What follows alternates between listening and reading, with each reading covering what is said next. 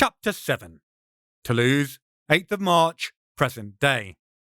Heading back down into the shit-wizard's lair, the pretentious fuck-nugget. The pizza boxes remain where I placed them, tops folded back, content rapidly sliding down the scale from lukewarm to ambient. Wouldn't stop me from eating them, but Isaac doesn't even spare them a glance. His attention is entirely focused on the doorway. Guess the possibility of finding Jacob has blunted his appetite. I suspect what we'll find below isn't likely to bring it roaring back, so I close the boxes, then take point. The stairway is narrow, those peculiar steps seemingly having been poured specifically to be of the precise depth and breadth that will send you tumbling down into the darkness on the tiniest slip. I conclude that 1. It is a dirty architectural kink concerning cellars, and 2. I go creeping into murky basements far more regularly than anyone should. As we descend, the stale air grows danker, with the olfactory jumble of visceral suffering and the shit-wizard's specialized brand of body odor. The rumbling of a plane passing overhead will have been a full-throated roar out on the street, but the clay-packed depths filter out the raw power of the engine. We step into the chamber below. My presence remains literally and liberally painted across the 4 walls.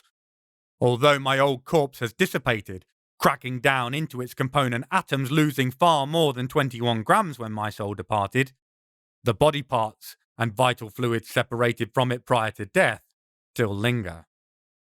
The place looks like a study in monochrome, the nicotine beige doused in reds of varying depth, the darkest garnet of the first few investigational drops the shit wizard took from me submerged in the wide-ranging impressionist brushstrokes that were painted floor to ceiling when he carved me like an apprentice butcher, oohing and ahhing at each new choice cut he revealed. In a corner, the first eye he plucked out of my head with needle-nosed pliers sits dejected, slumped in a leaking pool of vitreous humour. Oh, sad eyeball. Hurled strips of flesh of varying thicknesses, ranging from thinly sliced chorizo to whole pink gammon steak, slid down the walls, leaving burgundy snail trails to the floor. To smell separated parts of yourself that have started to rot is a unique experience, not recommended for the faint of heart or stomach.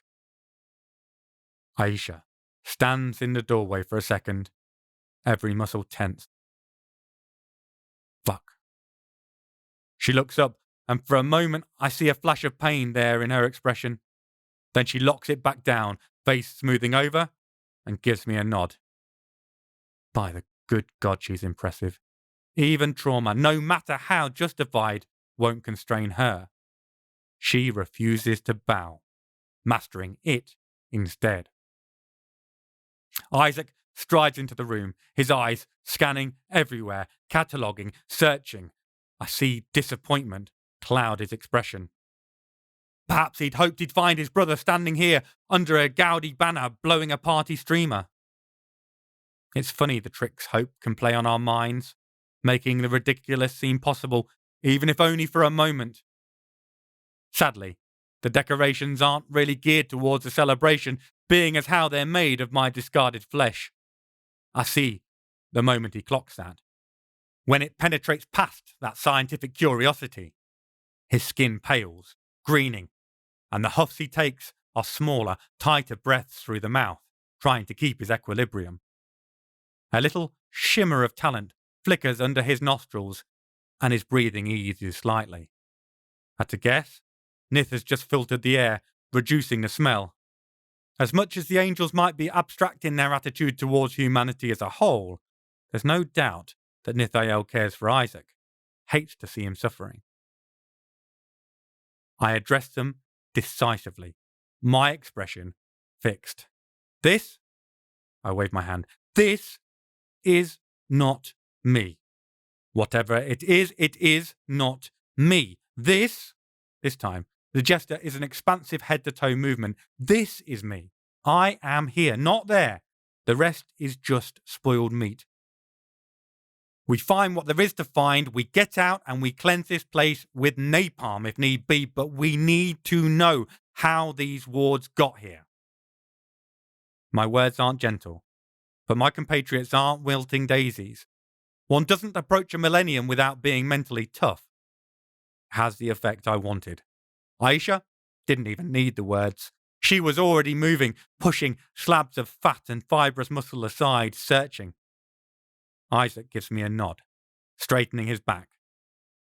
He may not have regained his normal colour, but the green tinge is gone and he's back in analytic mode, examining the esoteric markings covering the surfaces, albeit more gingerly than Aisha in how he steps past the sticky puddles staining the floor. Anything of worth will be inside this room. This was the shit wizard's hidden sanctum and the only place carrying wards, whether his own or, inconceivably, Jacob's. We find the odd spell book, but most are meaningless junk, low grade and obfuscated. How he learnt anything is a credit to his persistence in the face of overwhelming crap. Missing are any texts on Enochian runes, Kabbalah's secret names, or anything that holds any sign of Jacob, where he is, whether he was here, or even if it really is him. We regroup in the middle, dejected and dispirited from our poking and prodding in this entirely awful place. There's nothing here, Paul. Isaac fiddles with a ring on his finger, unable to meet my eyes. He looks as close to broken as I've seen him in half a century. To have these last embers of hope fanned into a furnace only to have them royally pissed on is enough to cause his heart to crack almost audibly. We trudge back up the cold, rutted stairs. Isaac pulls me aside as Aisha storms ahead. How is she holding up? His brow furrows in concern. Bless him. The man is dealing with the sudden possible reappearance of his long-lost brother, including him having maybe gone to the dark side, and he still has the mental energy to worry about Aisha's well-being. I look up the stairway to make sure she is far enough ahead not to hear us. I think she's dealing as well as we can hope. Her irate voice echoes back down off the concrete walls from above us. Less male bonding in icky torture chambers. More getting the fuck out of Dodge, please. We take the hint and get moving again. As we make to leave the stairwell behind us, Aisha pulls to a sudden halt, her head half-cocked, her features radiating concentration. She turns slowly, a semi-spin on her heel, and stalks back towards the rickety staircase. What is it, Aish? Did you hear something? I ask, about to reach through the ether to pull my sword. She waves my hand back down as she looks at me. She replies, mimicking the buzz of her phone, and starts the ascent to the floor above. Fucking great. Why couldn't the shit wizard have taken it with him to the fresh air outside? I glance longingly at the path to sanitation and sigh, and turn back for the stairs.